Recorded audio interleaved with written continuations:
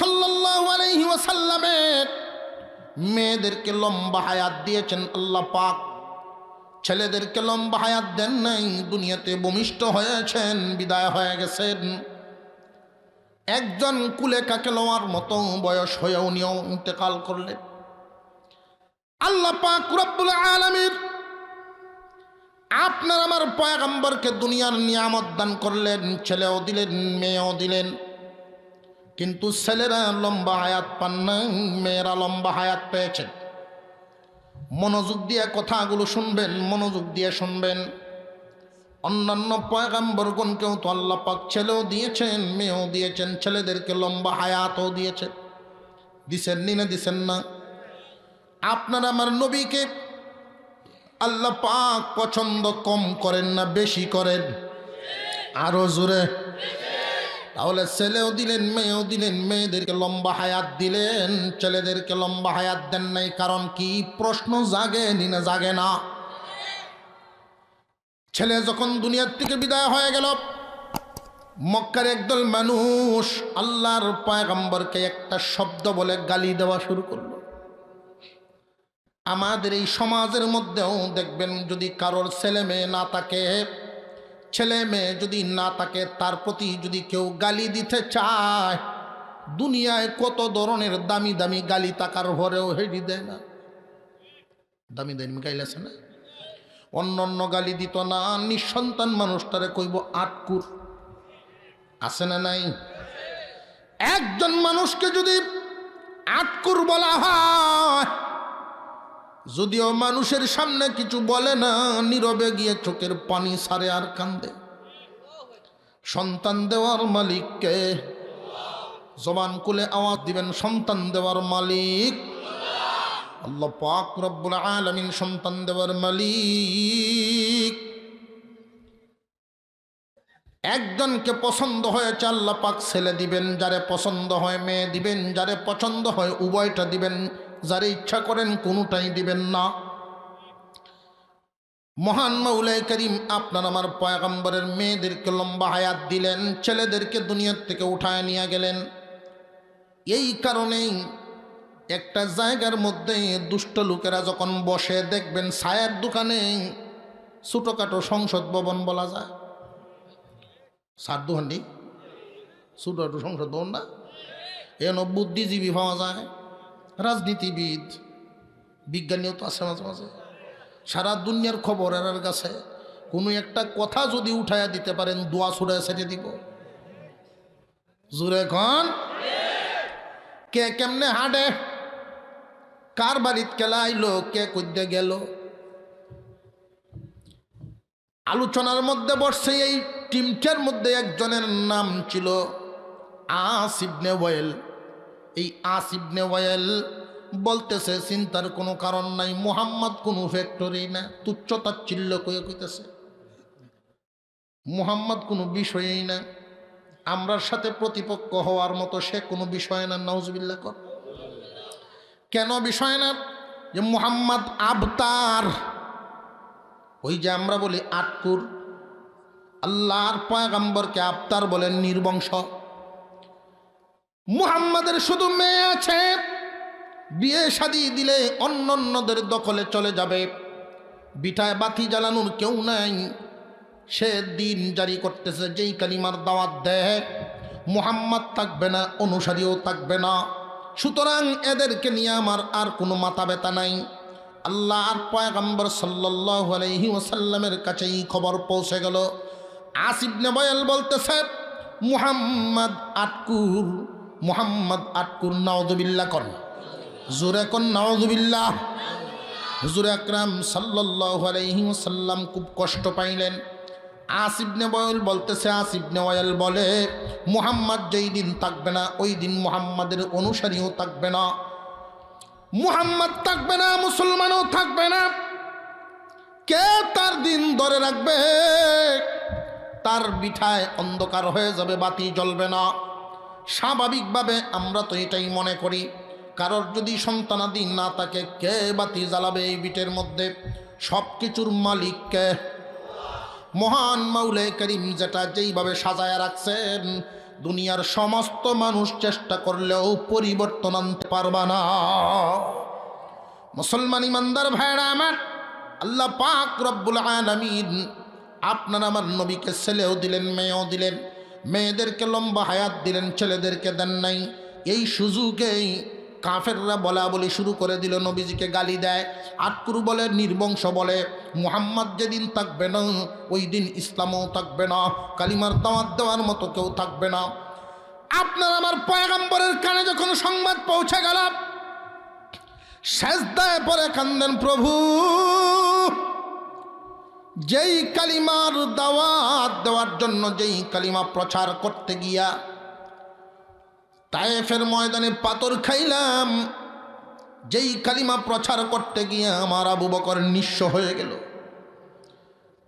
যেই ডালতে ডালতে আবু বকরের ব্যবসা আল্লাহ তোমার রাস্তায় দিয়ে দিল, সাহাবীরা রক্তাক্ত হলো, জ্বলন্ত আংরার উপরে শাস্তি সহ্য করলো, কালিমা ছাড়ে নাই। ওই কালিমার জন্য এত কষ্ট করলাম।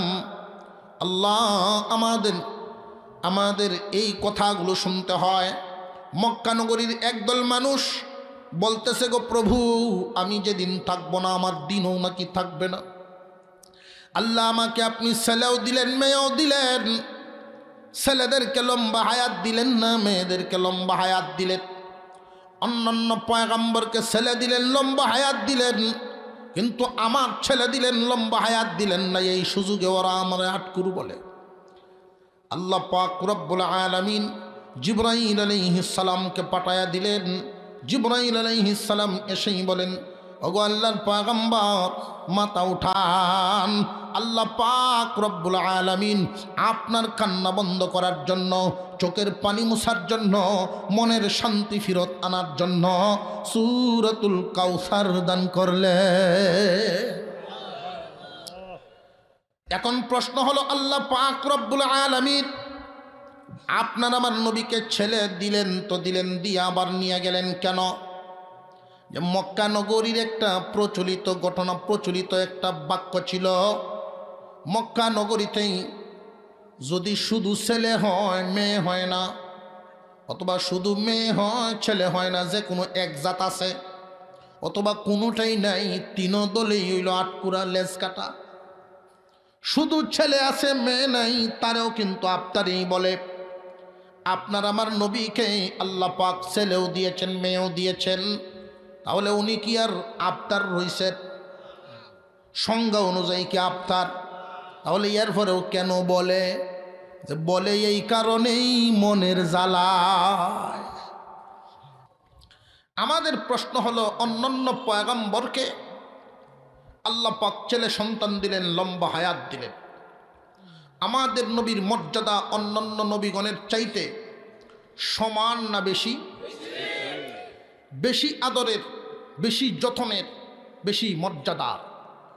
তাহলে উনার ছেলেদেরকে লম্বা হায়াত না দেওয়ার কারণে আটকুরু বলার সুযোগ পাইল তারা।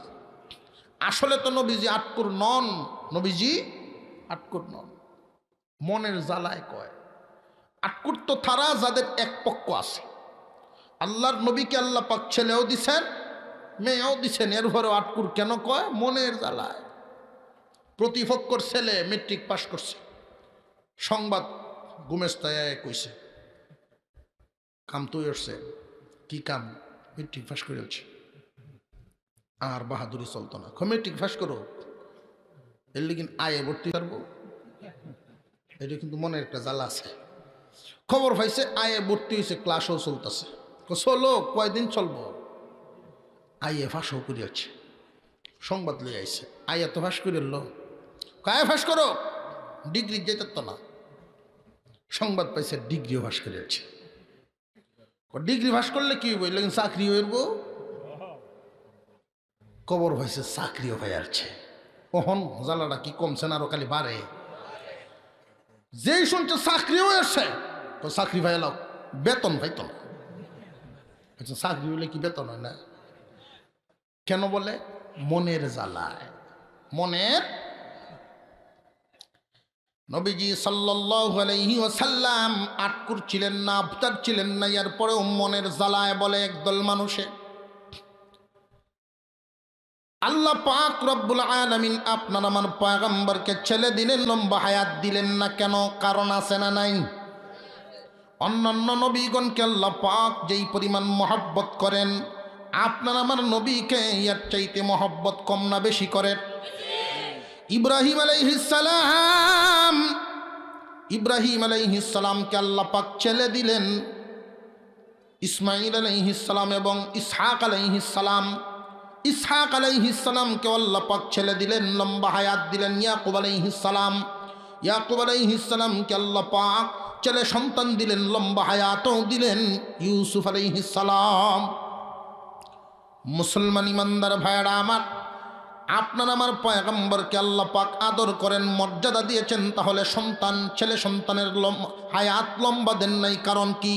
কারণটা মহান মাওলাই করিম কুরআনুল করিমের ভিতরে এক আয়াতের মধ্যে ইঙ্গিত দিয়েছেন, ঘোষণা করে দিয়েছেন, মা কানা মুহাম্মাদুন আবা আহাদিম মির রিজালিকুম ওয়ালাকিন রাসূলুল্লাহি ওয়া খাতামান নাবিয়্যিন। আল্লাহ পাক রব্বুল আলামিন শেষ নবী এবং শ্রেষ্ঠ নবী যিনি হবেন, আল্লাহর কালামের ভিতরে শেষ নবী এবং শ্রেষ্ঠ নবী যিনি হবেন, ওনার কিছু বৈশিষ্ট্য তুলে ধরেছেন। এর মধ্যে একটা হলো, যিনি শেষ নবী হবেন, শ্রেষ্ঠ নবী হবেন, কোনো পুরুষের পিতা হবেন না। আল্লাহ পাক রব্বুল আলামিন বলেন, যিনি শেষ নবী এবং শ্রেষ্ঠ নবী হবেন, কোনো পুরুষের পিতা হবেন না। একটু আগে বললাম, আল্লাহর নবীকে আল্লাহ পাক ছেলেও দিছেন, মেয়েও দিছেন। কিন্তু কোরআনের এক আয়াতে আল্লাহ বলেন, বিশ্বনবী, শ্রেষ্ঠ নবী এবং শেষ নবী যিনি হবেন, কোনো পুরুষের পিতা হবেন না। বাস্তবতায় আর কথায় একটু গরমিল বোঝা যাচ্ছে না? আর একটু জোরে কর ভাই। বাংলা ভাষায় আমরা কিছু শব্দ শুনি। একটা বাচ্চা যখন একদম ছোট থাকে, তারে শিশু বলা হয়। শিশুকাল পার হওয়ার পরে একটা শব্দ ব্যবহার করি, কিশোর বলা হয়।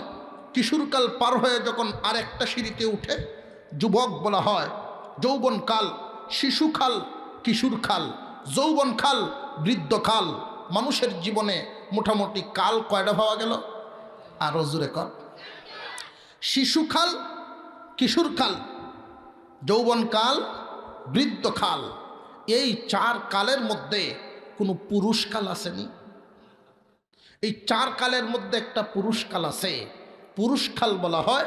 শিশুকালকেও পুরুষকাল বলা হয় না, কিশোরকালকেও পুরুষকাল বলা হয় না। পুরুষকাল হলো যৌবন এবং বৃদ্ধকাল দুইটার সমন্বয়ে পুরুষকাল। কথা বুঝে আসছে? যুবক এবং বৃদ্ধ, যৌবনকাল এবং বৃদ্ধকাল দুইটার সমন্বয়ে হলো পুরুষকাল। আরবিতেও এইরকম ইস্তেলাহ আছে, শব্দ আছে। তিফলুন সবিয়ুন, শাবুন শাইখুন। শিশু, কিশোর, যুবক, বৃদ্ধ। কিন্তু এখানে পুরুষ কি? পুরুষ তো বুঝে আইছেই। আল্লাহ পাক রব্বুল আলামিন বলেছেন, শেষ নবীর শ্রেষ্ঠ নবী যিনি হবেন, কোনো পুরুষের পিতা হবেন না। পুরুষকাল শুরু হয় বালেগ হওয়ার পর থেকেই। পুরুষকাল শুরু হল বালেগ হওয়ার পর থেকেই। আল্লাহ পাক রব্বুল আলামিন বলেন, দোস্ত, ছেলে সন্তান দিলাম আটকুর নাম দূর করার জন্য, নিয়ে গেলাম আপনি যে শেষ নবী এবং শ্রেষ্ঠ নবী, মর্যাদা ঠিক রাখার জন্য। কথা বুঝে আসতেছে? মাপকাঠিটা ঠিক রাখার জন্য শেষ নবী এবং শ্রেষ্ঠ নবীর তো একটা মাপকাঠি আছে। আপনার আমার পয়গম্বর শেষ নবী এবং শ্রেষ্ঠ নবী, উনি কোনো পুরুষের পিতা হবেন না, পুরুষের পিতা হবেন না। এই কারণেই তারা পুরুষ বয়সে পৌঁছার আগেই দুনিয়ার থেকে বিদায়। আল্লাহ ওনাদেরকে দিলেন কেন? আটকুর নাম দূর করার জন্য। ওনাদেরকে নিয়ে গেলেন কেন? নবীজি যে শ্রেষ্ঠ নবী, শেষ নবীর মর্যাদার মাপকাঠি ঠিক রাখার জন্য। এখন প্রশ্ন জাগে, অন্যান্য পয়গম্বরকে আল্লাহ পাক ছেলে দিলেন, লম্বা হায়াত দিলেন, আমার নবীকে লম্বা হায়াত দিলে কি হইতো? দিলেন না কেন? দিলে কি হইতো? কারণটা কি?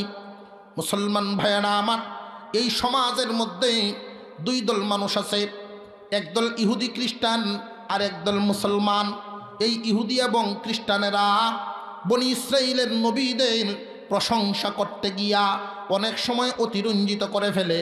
অতিরঞ্জিত করিয়া ওরা সুযোগ পাইতো, ওরা বলার জন্য বলতো, ওরা বলতে থাকতো আমাদের নবীগণ নিজেরাও নবী, ফুতও নবী, নিজেও নবী, ফুতও নবী। আমরা নবীগণ বনি ইসরাইলের নবীরা নিজেও নবী, ফুতও নবী। যদি মুহাম্মাদুর রাসূলুল্লাহ সাল্লাল্লাহু আলাইহি ওয়াসাল্লামের ছেলেরা বয়স পায়া যদি 40 পর্যন্ত পৌঁছে যেত, উনারা যদি নবুয়তি না পাইতেন, তাহলে তারা সমালোচনা করত, দেখছো নি নবীর ফুত নবী হইল না, কিন্তু আমরার নবীগণের ফুতাই নবী হইছে। সুতরাং এই দিক দিয়ে মর্যাদা মুহাম্মাদের চাইতে ওদের বেশি। আল্লাহ পাক রব্বুল আলামিন বলেন, দোস্ত আপনার ছেলেদেরকে যদি লম্বা হায়াত দেওয়া লাগে, লম্বা হায়াত যদি দেওয়া হয়, 40-এ পৌঁছলে এদেরকে নবুয়তিও দেওয়া লাগে।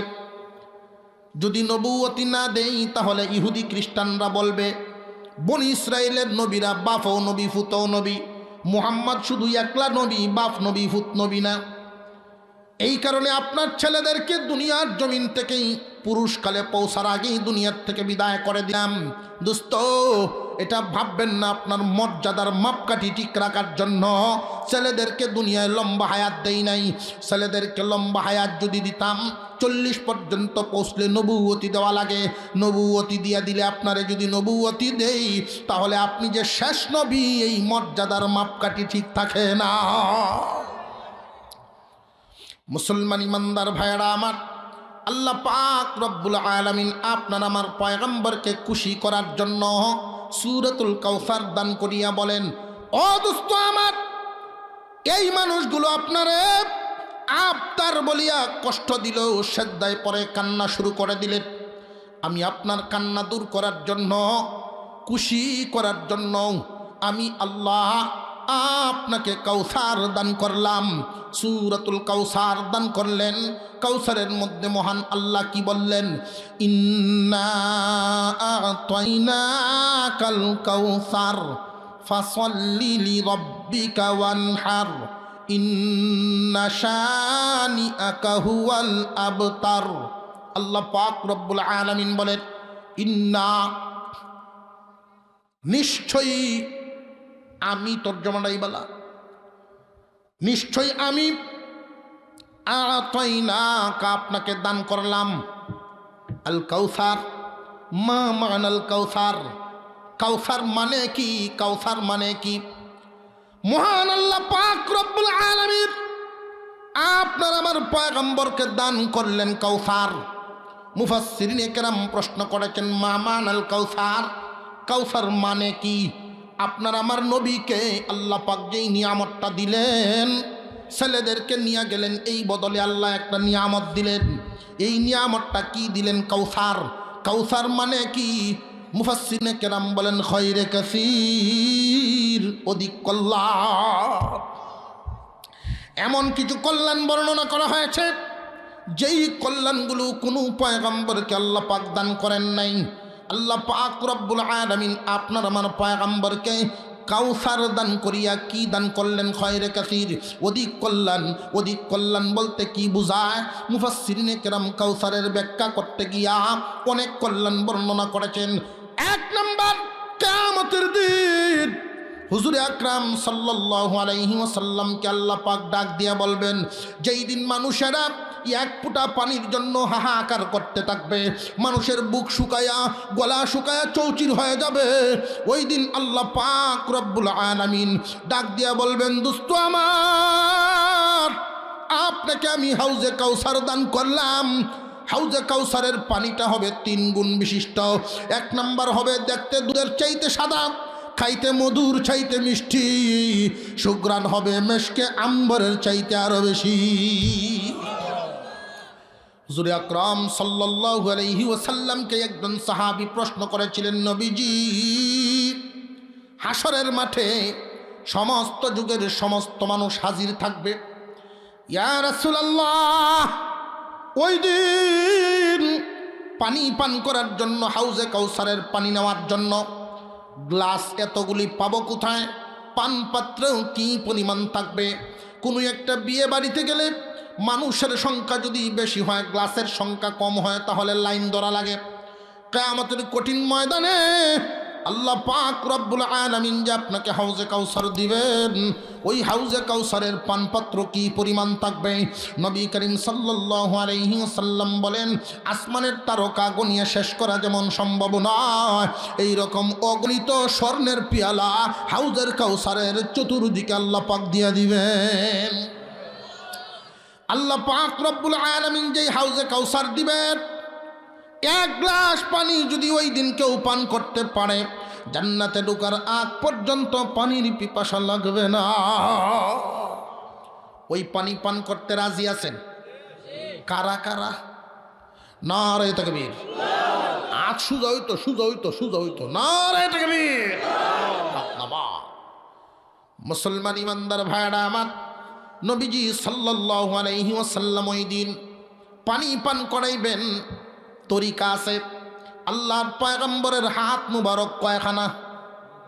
আরো জোরে। দুইখানা হাত দিয়ে এত মানুষকে পানি কেমনে পান করাইবেন? কিয়ামতের কঠিন ময়দানে এত মানুষকে পানি কেমনে পান করাইবেন? প্রশ্ন জাগে না জাগে না? মুহাদ্দিসিনে কেরাম একখান হাদিস উল্লেখ করেছেন, ক্বালান নবী সাল্লাল্লাহু আলাইহি ওয়াসাল্লাম, ইয়াশফাউ ইয়াউমাল কিয়ামাতি সালাসা, আল আম্বিয়া সুম্মাল উলামা সুম্মাশ শুহাদা। কিয়ামতের কঠিন ময়দানে তিন দল মানুষকে পারমিশন দেওয়া হবে। এক দল হল নবীগণ, দুই নম্বরে আলেমগণ, তিন নম্বরে শহীদগণ। এই তিন দল মানুষকে সুপারিশ করার মতো পারমিশন দেওয়া হবে। এক নম্বরে নবীগণ, এই নবীগণকেও নবীজি ওই দিন ডাক দিবেন, আপনারা আসেন। আলেমগণকে ডাক দিবেন, আপনারা আসেন। শহীদগণকে ডাক দিবেন, আপনারা আসেন। পানপাত্র হাতে নেন, নিজস্ব লোকদেরকে খাওয়ায়া দেন। নবীগণ উম্মতকে খাওয়ান, আলেমগণ অনুসারীদেরকে খাওয়ান, মোহাব্বতের মানুষদেরকে খাওয়ান, শহীদগণ বংশধরকে খানা খাওয়ান। এই অবস্থায় তিন দল মানুষ পানপাত্র হাতে নিবে, মানুষদেরকে পানি পান করায়া দিবে। এই কারণে আপনার আমার পয়গম্বর আরেক হাদিসের মধ্যে বর্ণনা করেন, ক্বালান নবী সাল্লাল্লাহু আলাইহি ওয়াসাল্লাম, কুন আলিমান আও মুতাআল্লিমান আও মুঈনান আও মুহিব্বান ওয়ালা তাকুন খামিসান। হয়তো তুমি নিজে আলেম হয়ে যাও, নইলে আলেমের ছাত্র হও, নইলে আলেম উলামাদের পড়ানোর মধ্যে সহযোগিতা করো। যদি সাহায্য সহযোগিতা করার সামর্থ্য না থাকে বান্দা, অন্ততপক্ষে মন থেকে দোয়া করবা, ভালোবাসবা। এই চার দলের ভিতরে যেন সীমাবদ্ধ থাকে, কিয়ামতের দিন হাউজে কাউসার ডুববে। যদি চার দলের বাহিরে চলে যাও, সুপারিশ বঞ্চিত হবে। চার দলের বাহিরে তোমরা যাইতে পারবা না, খুব সাবধান। আল্লাহর নবী হুঁশিয়ারি দিয়েছেন, চতুর্থ দলটার বাহিরে যদি চলিয়া যাও, এক নম্বরে আলেম হয়ে যাও, দুই নম্বরে আলেমের ছাত্র হয়ে যাও, তিন নম্বরে সহযোগী হয়ে যাও, চার নম্বরে মহব্বতকারী হয়ে যাও। চারের বাহিরে যদি যাও তাহলে ধ্বংস নিশ্চিত, চারের বাহিরে গেলে ধ্বংস নিশ্চিত। এই জামানার উলামায়ে কেরাম যেই খেদমত করতেছেন, এই জামানার ইসলাম মাদারিস কওমিয়া, কুরআন হাদিসের খেদমত, এই কুরআন হাদিসের খেদমতটা হলো নূহ আলাইহিস সালামের কিস্তিটার মতো। নূহ আলাইহিস সালামের কিস্তির উপরে যারা উঠেছেন তারাই নাজাত পেয়েছেন। খুব ভালো করে জেনে রাখবেন, নূহ আলাইহিস সালামের কিস্তিতে যারা উঠেছেন তারাই নাজাত পেয়েছেন। এই জামানার মধ্যেও যারা কোরআন পড়ে, পড়ানোর ব্যবস্থা করে এবং মহব্বত করে, চার দলের বাহিরে কিস্তিতে উঠতে পারবে না। চার দলের ভিতরে থাকবেন, কিস্তিতে উঠিয়া গেলেন, নাজাত পাইবার রাস্তা পাইলে। ইন্না আ'তাইনাকাল কাউসার, দোস্ত আমার, আপনাকে আমি কাউসার দান করলাম। কাউসারের দুই নম্বর ব্যাখ্যা হলো, কিয়ামতের কঠিন ময়দানে আপনার আমার পয়গম্বরকে একটা সম্মান দেওয়া হবে, যেই সম্মানটা হবে অন্যান্য সমস্ত নবীগণ, উম্মতগণ, সমস্ত মুমিনগণ, ওলিয়া উলিয়া গাউস কুতুব যা আছে সব হাঁটিয়ে হাঁটিয়ে জান্নাতের দিকে যাবে। আপনার আমার পয়গম্বরকে আল্লাহ পাক রব্বুল আলামিন ডাক দিয়া বলবেন, দোস্ত আমার, আপনি হাঁটিয়ে যাবেন না, আপনার জন্য সোয়ারির ব্যবস্থা করা হয়ে গেছে। এই সোয়ারিতে থাকবে যদিও একটা উট। আপনার আমার পয়গম্বর বলেন, এই উটের পাগুলো থাকবে স্বর্ণরূপা দিয়া বাদাই করা, এই উটের হাড্ডিগুলো থাকবে ইয়াকুত জমরুতের পাথর। মুসলমান ইমানদার ভাইরা আমার, লাগামটা থাকবে হীরামানিক মুক্তা দিয়া, রেশম কাপড় দিয়ে যখন গদি বানানো হবে, আপনার আমার পয়গম্বরকে আল্লাহ পাক ডাক দিবেন, দোস্ত হাঁটিয়া যাবেন না, সোয়ার হয়ে যান, সোয়ার হয়ে যান। আপনার আমার নবী উঠে সোয়ার হবেন। আল্লাহ পাক বলবেন, উঠের লাগাম ধরার জন্য একজন ভালো হইতো, উঠের লাগাম ধরলে তো ভালো হইতো, আপনার সাহাবীদের থেকে একজনকে ডাক দেন। আল্লাহর নবী বলবেন, আমি কারে ডাক দিব? সব আমার মহব্বতের, স্বয়ং আপনি ঘোষণা দিয়া দেন। আল্লাহ পাক ওই দিন কুদরতি জবান দিয়ে ডাক দিবেন, বেলাল আসো, লাগাম ধর, নবীকে নিয়ে জান্নাতের দিকে যাও। ইন্না আ'তাইনাকাল কাউসার। কাউসারের আরেকটা ব্যাখ্যা হলো, ওই যে মানুষগুলো বলছিল নবী যেই দিন থাকবে না, অনুসারীও থাকবে না। হুজুর আকরাম সাল্লাল্লাহু আলাইহি ওয়াসাল্লাম ফজরের নামাজ পড়ে সাহাবীদেরকে বর্ণনা করেন, শুনছনি? আমি একখান স্বপ্ন বলি। আমি স্বপ্নে দেখলাম হাসরের মাঠ কায়েম হয়ে গেছে। প্রত্যেক পয়গম্বর যার যার উম্মত নিয়ে আল্লাহর দরবারে হাজিরা দেওয়ার জন্য আসছে। কোন পয়গম্বর 3 জন উম্মত নিয়ে আসছে, কোন পয়গম্বর 1 জন, কোন জন 10 জন, কোন জন 15 জন, কেউ 40 জন, কেউ 80 জন। হঠাৎ করে আমি তাকায়া দেখি একজন পয়গম্বর সামনে সামনে আসতেছেন, লক্ষ লক্ষ মানুষ পিছনে। আমি ডাক দিয়া বললাম, প্রভু, বিশাল দল বল নিয়ে কে আসতেছে আপনার সামনে হাজিরা দেওয়ার জন্য? আল্লাহ পাক আমাকে জানায় দিলেন, মুসা কালিমুল্লাহ 6 লক্ষ উম্মত নিয়ে আমার সামনে হাজির হয়ে যাবে। আল্লাহ পাক রব্বুল আলামিনের দরবারে আপনার আমার পয়গম্বর স্বপ্ন যুগে সিজদায় পড়ে গেলেন। হুজুর সাল্লাল্লাহু আলাইহি ওয়াসাল্লাম বলেন, আমি সিজদায় পড়ে কান্না শুরু করে দিলাম। প্রভু গো, তাহলে কি মুসা নবীর উম্মত আমার উম্মতের চাইতে বেশি হবে নাকি? আপনার আমার পয়গম্বর বলেন, যেই মাত্র সিজদায় পড়ে কানলাম, আল্লাহ পাক রব্বুল আলামিন বলেন, দোস্ত মাথা উঠান, ডান দিকে আপনার মাথাটা একটু ঘুরান। যেই মাত্র আমি ডান দিকে মাথা ঘুরাইলাম, আসমান পর্যন্ত শুধু মাথা দেখা যায়। হুজুর সাল্লাল্লাহু আলাইহি ওয়াসাল্লাম বলেন, এবার আল্লাহ আমাকে বললেন, বাম দিকে মাথা ঘুরান। আমি বাম দিকে ঘুরাইলাম, ওই দিকেও আসমান পর্যন্তই মাথা দেখা যায়। আল্লাহ পাক বলেন, এবার উপরের দিকে উঠান। আমি উপরের দিকে আসমানের দিকে উঠাইলাম, সারা আসমান ভর্তি শুধু মানুষের মাথা আর মাথা দেখা যায়। আল্লাহ পাক জানাই দিলেন, দোস্ত আমার, আদম থেকে নিয়ে ঈসা পর্যন্ত সমস্ত নবীগণ মিলিয়া যেই পর্যন্ত যেই পরিমাণ উম্মতের অধিকারী হবে, একা আপনি মুহাম্মদকে ইয়ার চাইতে বেশি উম্মতের মালিক বানায়া দেওয়া। ইন্না আ'তাইনাকাল কাউসার ফাসাল্লি লিরাব্বিকা ওয়ানহার ইন্না শানিআকা হুয়াল আবতার। আল্লাহ পাক রব্বুল আলামিন বলেন, দোস্ত আমি আপনাকে কাউসার দান করলাম। নবীজির অনুসারী এখনো আছে না নাই? মুফাসসিরিনে কেরাম আরেকটা ব্যাখ্যা উল্লেখ করেছেন। আল্লাহ পাক কাউসার দিয়া বুঝাইলেন, দোস্ত আপনার সন্তান 2 প্রকার। এক প্রকার সন্তান হলো জিসমানি, আর এক প্রকার সন্তান হলো রুহানি। জিসমানি সন্তানদেরকে দুনিয়ার থেকে নিয়ে গেলাম আপনার মর্যাদার মাপকাঠি ঠিক রাখার জন্য। আপনি বলেছেন, আনা খাতামুন নবিয়্যিন লা নবিয়্য বাদি, আমি শেষ নবী, আমার পরে আর কোনো নবী নেই।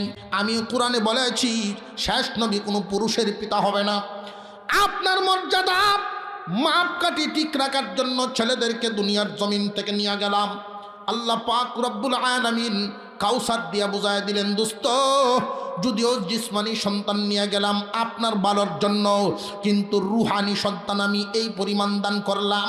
মানুষ বাবার গালি শুনলে সন্তানে সহ্য করতে পারে না, ভাইয়ের গালি শুনলে ভাইয়ে সহ্য করতে পারে না, বাবার বদনাম শুনলে সন্তান সহ্য করতে পারে না। ও দোস্ত আমার, যুগে যুগে যুগে যুগে আপনার কিছু রুহানি সন্তান জমিনে থাকবে, রুহানি সন্তান জমিনে থাকবে।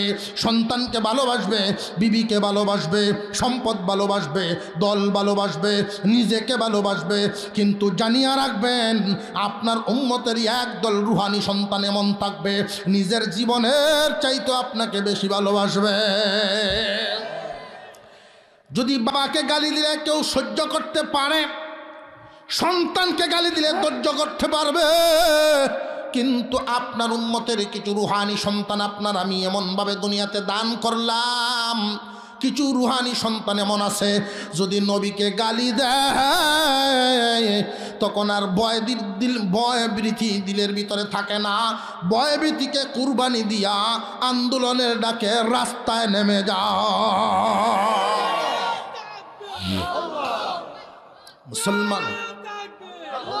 মুসলমান ইমানদার ভাইরা আমার, পয়গম্বরের রুহানি উম্মত রুহানি সন্তান আছে না নাই? আমরা আল্লাহর পয়গম্বরের রুহানি সন্তান।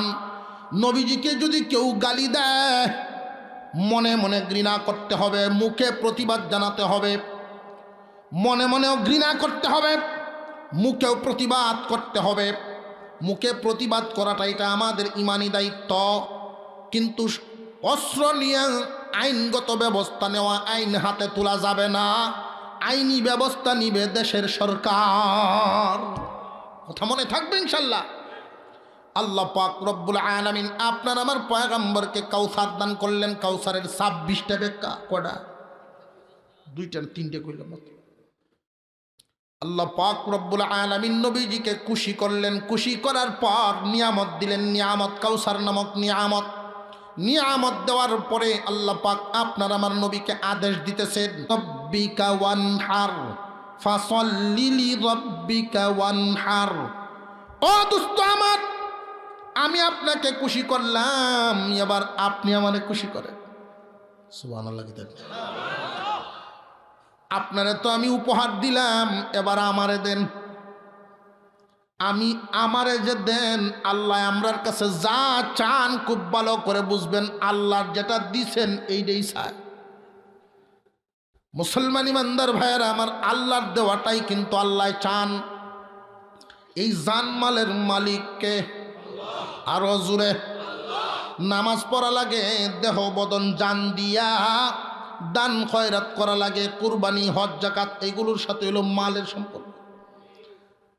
মহান আল্লাহ পাক রব্বুল আলামিন আপনার আমার পয়গম্বরকে পুরস্কার দেওয়ার পরে বলেন, ফাসল্লি, নামাজ পড়েন, লিরাব্বিকা, আপনার রবের জন্য। নামাজ কার জন্য? জোর হইছে না? ওয়ানহার, কুরবানি। কুরবানি যদিও নাহার শব্দ ব্যবহার করা হয়েছে, যত ধরনের দান খয়রাত, যত ধরনের দান খয়রাত অর্থাৎ বদনী ইবাদত, মালি ইবাদত, সমস্ত কিছুই একমাত্র কার জন্য? قال الله تعالى في كلامه المجيد إن صلاتي ونسكي ومحياي ومماتي لله رب العالمين। আমার নামাজ আমার কুরবানি, আমার নামাজ আমার কুরবানি, আমার জীবন আমার মরণ কার হাতে? কার জন্য হবে? আল্লাহর জন্য হবে। আমার নামাজ আমার কুরবানি। কিন্তু নামাজ তো ভাই এমন নামাজিও আছে, আল্লাহ যে বললেন ফাসল্লি লিরাব্বিকা, নামাজ পড়েন আপনার রবের জন্য। প্রশ্ন জাগে, আল্লাহ এই কথা কেন বললেন? যদিও এই কথাটা আমাদের নবীকে বলছেন, কিন্তু কিয়ামত পর্যন্ত উম্মতের জন্য শিক্ষা, উম্মতের উপরে আদেশ, তোমরা নামাজ পড়বা কার জন্য?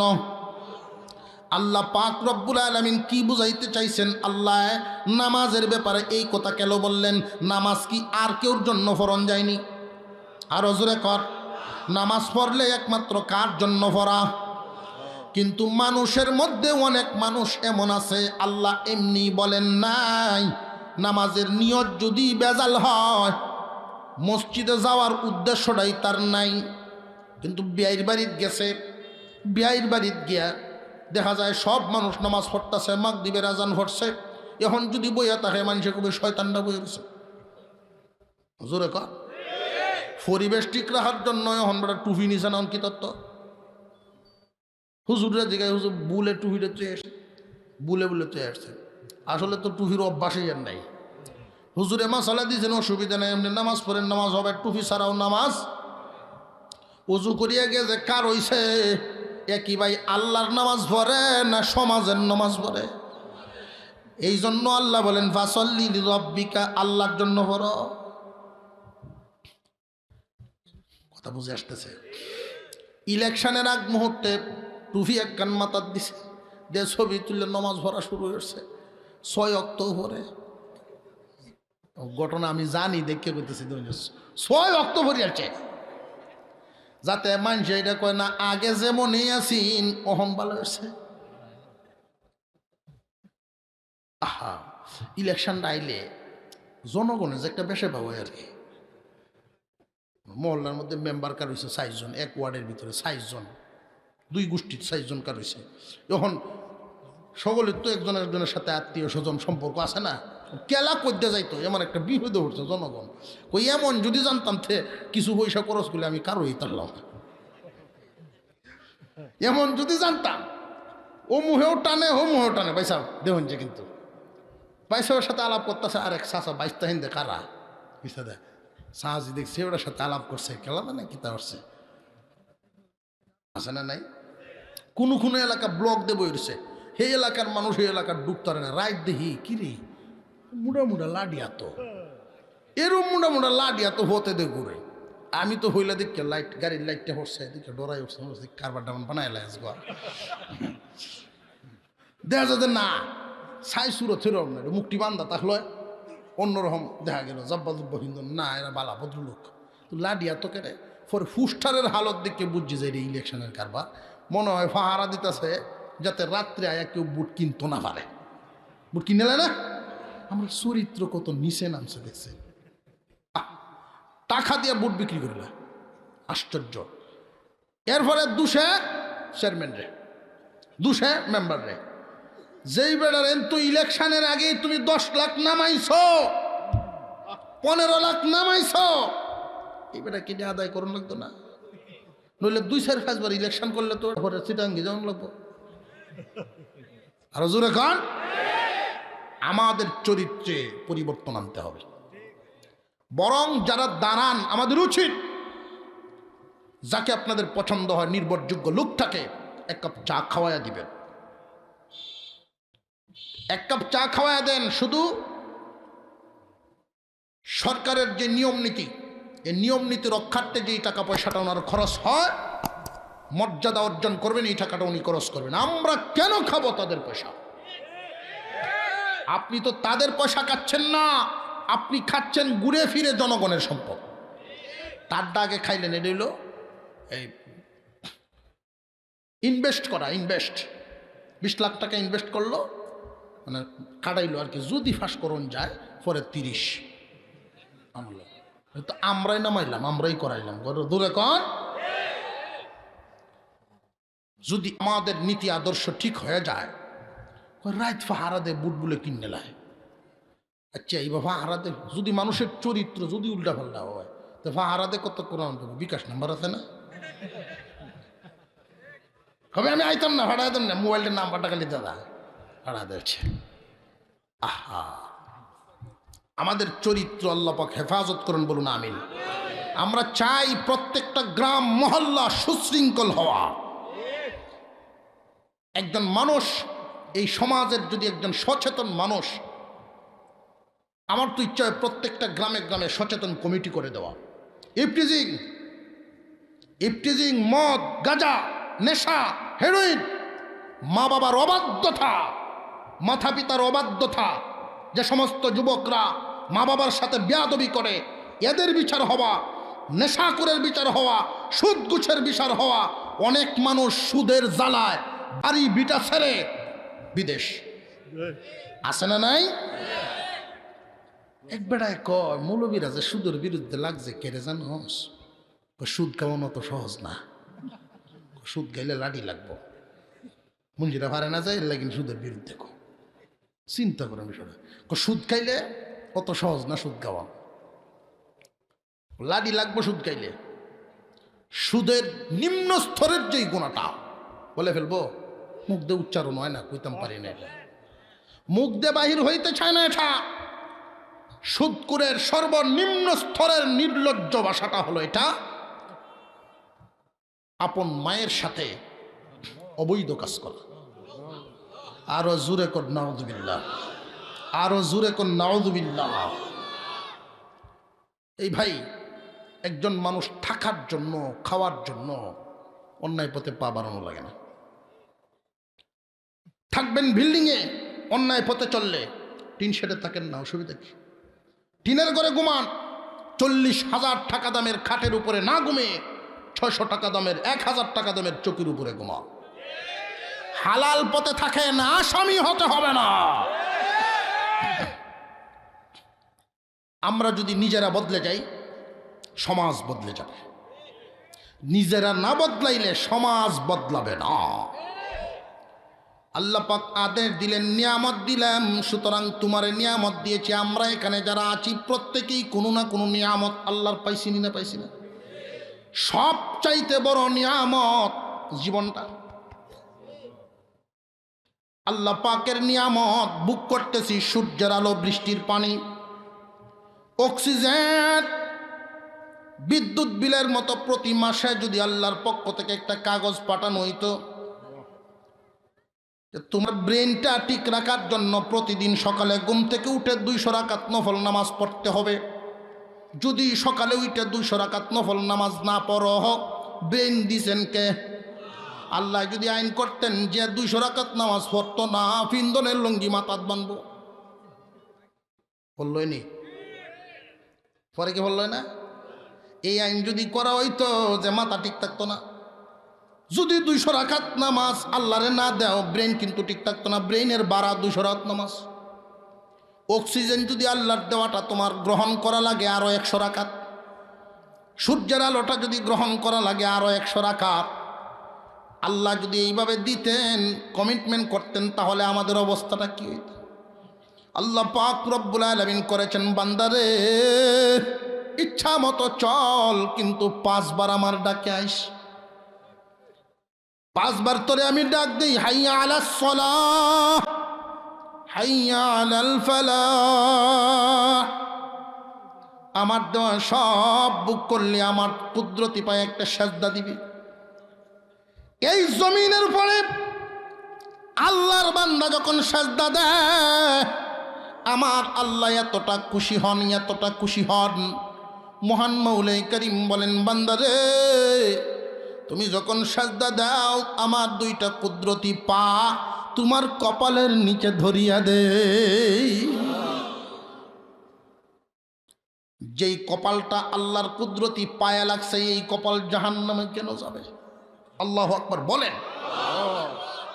মোহাব্বতে নামাজে দাঁড়ায় যাও, মোহাব্বতে আল্লাহর সামনে দাঁড়ায় যাও। আল্লাহ তো তোমার দিকে তাকায় রইছেন রে বান্দা, তোমার দিকে তাকায় রইছেন তোমারে দয়া করার জন্য।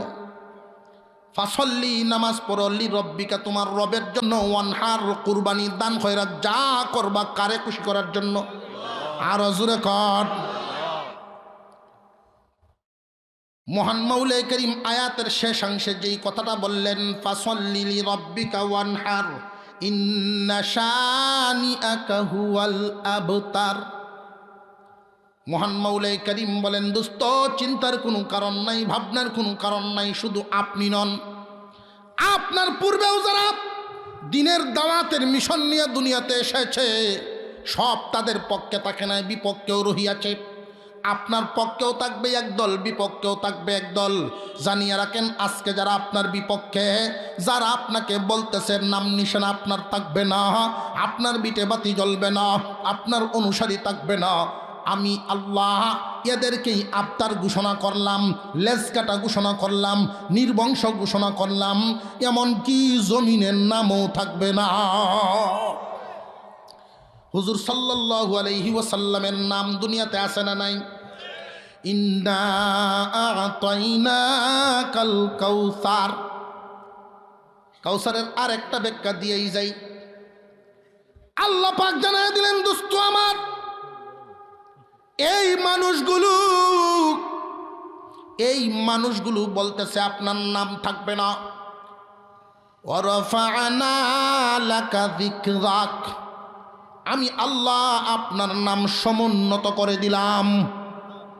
জোরে আওয়াজ দিয়ে কর সুবহানাল্লাহ।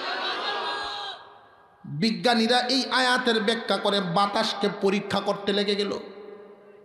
আমরা দৈনিক যেই পর্যন্ত কথাবার্তা বলি, এই কথাগুলো বাতাসের সাথে মিশে যায়। বিজ্ঞানীরা বাতাসকে পরীক্ষা করে ফেলল, বাতাসের সাথে কি পরিমাণ শব্দ মিশেছে, কি পরিমাণ উচ্চারণ। বিজ্ঞানীরা একটা রিপোর্ট পেশ করল, তামাম পৃথিবীর জমিনে সবচাইতে আল্লাহর নাম বেশি নেওয়া হয়, দ্বিতীয়তেই মুহাম্মাদের নাম। বিজ্ঞানীরা জবাব দেয়, এমন কোন সেকেন্ড নাই যেই সেকেন্ডে নবীর নাম নাই, এমন কোন সেকেন্ড নাই যেই সেকেন্ডে মুহাম্মাদের নাম না।